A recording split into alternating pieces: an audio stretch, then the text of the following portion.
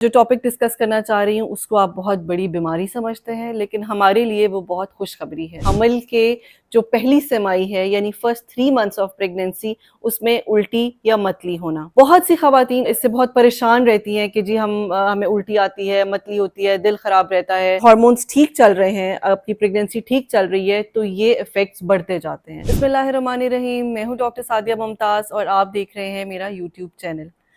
मैं आज जो टॉपिक डिस्कस करना चाह रही हूँ उसको आप बहुत बड़ी बीमारी समझते हैं, लेकिन हमारे लिए वो बहुत खुशखबरी है। और वो क्या है? जी हाँ, वो है हमल के जो पहली सेमाई है यानी फर्स्ट 3 मंथ्स ऑफ प्रेगनेंसी, उसमें उल्टी या मतली होना। बहुत सी खवातीन इससे बहुत परेशान रहती हैं कि जी हमें उल्टी आती है, मतली होती है, दिल ख़राब रहता है, सर भारी होता है, चक्कर आते हैं। इसका मतलब है कि हम बहुत बीमार हैं, लेकिन नहीं। एक्चुअल में क्या है, जब आपको हमल होता है तो आपकी बॉडी में एक हार्मोनल रश आता है। हार्मोन्स जो है वो, उनका जो इफ़ेक्ट है वो बढ़ता है। और हार्मोन सबसे ज़्यादा आपका जो निज़ाम हज़म है यानी कि जो जीआईटी है, जिसमें स्टमक बहुत इम्पोर्टेंट है, उस पे उसका रोल होता है। जब आपका हार्मोन्स ठीक चल रहे हैं, आपकी प्रेगनेंसी ठीक चल रही है, तो ये इफ़ेक्ट्स बढ़ते जाते हैं और उसकी वजह से आपको मतली या वॉमिटिंग रहता है। एक तो इस चीज़ को ज़हन में रखिए कि अगर आपको उल्टी या मतली हो रही है तो आपकी प्रेगनेंसी बहुत ठीक जा रही है। अगर आप इसे बीमारी समझेंगे तो आप कभी इससे ओवरकम नहीं कर सकेंगे। अगर आप इसको इस तरह से लेंगे कि अच्छा हाँ, इसका मतलब है कि मेरा हमल जो है वो ठीक जा रहा है, तो ऑब्वियसली फिर आपको कोई इतनी ज़्यादा इस चीज़ की टेंशन नहीं होगी। अब इसको आपने घर पे रहकर इसको आप किस तरह से बेहतर कर सकते हैं? सबसे पहले तो ये है कि आप फ्रीक्वेंट मील्स लें, यानी कि दिन में अगर आप 3 दफ़ा खाना खाते हैं तो अपने खाने को 3 से 6 दफ़ा में कर लें, स्मॉल फ्रीक्वेंट मील्स। अपने वैसे भी हमारे यहाँ ये एशिया में ही बहुत होता है कि जी नाश्ता भी पराठा है, दोपहर में रोटी सालन, रात में रोटी सालन, चावल। जब तक हम ये ना खाएँ तो हम इसको खाना नहीं कहते। लेकिन बाकी हर जगह में ऐसा नहीं होता।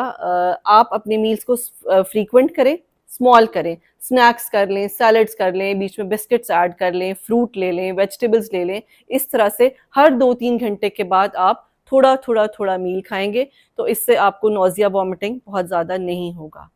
सेकंड है फ्रीक्वेंट सिपिंग। सिपिंग आपने कैसे करनी है? आप थोड़ी-थोड़ी देर बाद पानी के सिप्स ले सकते हैं, आप जूस के सिप ले सकते हैं, फ्रेश जूसेस जो होते हैं, आप लेमनेड बना सकते हैं, आइस टी बना सकते हैं। ये जो मार्केट में अवेलेबल है, पीच टी है, स्ट्रॉबेरी, मैंगो, ये सब के जो टी बैग्स जिनके होते हैं, आप उसका एक वो फ्लेवर बना के आप उसमें आइस डालें, उसको ठंडा करें और अपने बेड साइड पे रख दें। हर थोड़ी देर के बाद आप उसके 2 से 3 सिप्स ले लें।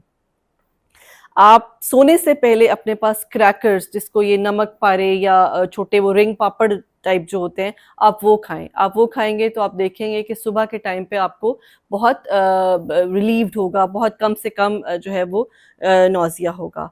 अब आपने क्या नहीं करना, आपने स्पाइसी फूड अवॉइड करने हैं, आपने अब बहुत ज़्यादा जो फ़ास्ट फूड है वो अवॉइड करना है, बहुत गरम खाना नहीं खाना। जी हाँ, बिल्कुल आपकी यकीनन आपके ज़हन में आया होगा कि खाना तो गरम ही अच्छा लगता है, लेकिन इस नौज़िया वॉमिटिंग को प्रिवेंट करने के लिए थोड़ा-सा खाने को ठंडा कीजिए और उसके बाद खाना खाइए।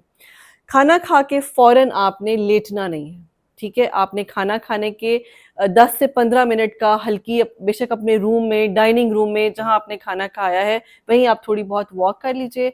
और अगर जब आप लेटें, तो आपने अपने लेफ़्ट साइड पे करवट लेनी है, राइट साइड पे करवट नहीं लेनी। लेफ़्ट साइड पे करवट लेने से ये होता है कि जो आपके स्टमक की शेप है, वो इस तरह से है, ठीक है? और जब आप लेफ्ट साइड पे करवट लेते हैं तो स्टमक ऐसे हो जाता है, तो जो उसका जूसेस और जो स्टमक का एसिड है उसका एक लेवल बन जाता है, तो वो आपको एसिडिटी नहीं करता, आपका जो फूड पाइप पे बर्निंग है वो नहीं होती। लेकिन जब आप राइट साइड की करवट लेते हैं तो ये जो यहाँ पे लेवल बना होता है, ये ऐसे टर्न होता है, इन्वर्ट होता है, और फूड जो है, वो जो एसिड है वो ट्रेवल करता है आपकी फूड पाइप में। इसलिए आपको ये फील होता है कि जो आपका इधर गले में भी जलन हो रही है, सीने में भी जलन हो रही है। और ये ज़रूरी नहीं कि हामला ख़वातीन को हो, ये वैसे भी नॉर्मली भी हो सकती है, मर्द हज़रात को भी ये प्रॉब्लम हो सकता है कि जब आप खाना खा के अगर थोड़ी ही देर बाद आप लेट रहे हैं, तो कोशिश करें आप लोग लेफ़्ट साइड पे लेटें। लेफ़्ट साइड की करवट, coming back to my pregnant ladies, कि जब आप लेफ्ट साइड पे करवट लेके लेटते हैं तो उसके दो फायदे हैं। एक तो ये एसिडिटी को अवॉइड करता है, दूसरा इससे आपके बच्चे पे जो ब्लड सप्लाई है वो हैम्पर नहीं होती। आप राइट साइड पे लेटते हैं या सीधा लेटते हैं तो आपका जो यूट्रस है उसका प्रेशर आपके जो मेन वेसल है जो हार्ट से निकल रही है उस पे पड़ता है, और उसी के थ्रू क्योंकि आपके बच्चे को फूड, ऑक्सीजन, ब्लड सप्लाई होना होता है तो वो प्रेशर उस पे पड़ता है तो वो आराम से जाता है, इजीली नहीं जाता, उस पर प्रेशर पड़ता है। लेकिन जब आप लेफ्ट साइड की करवट लेते हैं तो उसके ऊपर से वो प्रेशर रिलीज हो जाता है, तो आपके बेबी को भी ऑक्सीजन, फूड और ब्लड जो है वो अच्छा सप्लाई होता है। Last but not the least, अगर इन सब वजूहात की वजह से इन सब रेमेडीज के साथ भी आपका प्रॉब्लम ठीक नहीं हो रहा तो please visit us, visit your doctor, visit your consultant. फिर उनकी जो एडवाइस है उसको प्लीज़ रिलीजियसली फॉलो कीजिए, क्योंकि आपका डॉक्टर आपके लिए बेस्ट एडवाइस करता है हर चीज़ से रिलेटेड, आपके हर प्रॉब्लम से related. So listen to us, stay healthy, stay happy. Thank you so much.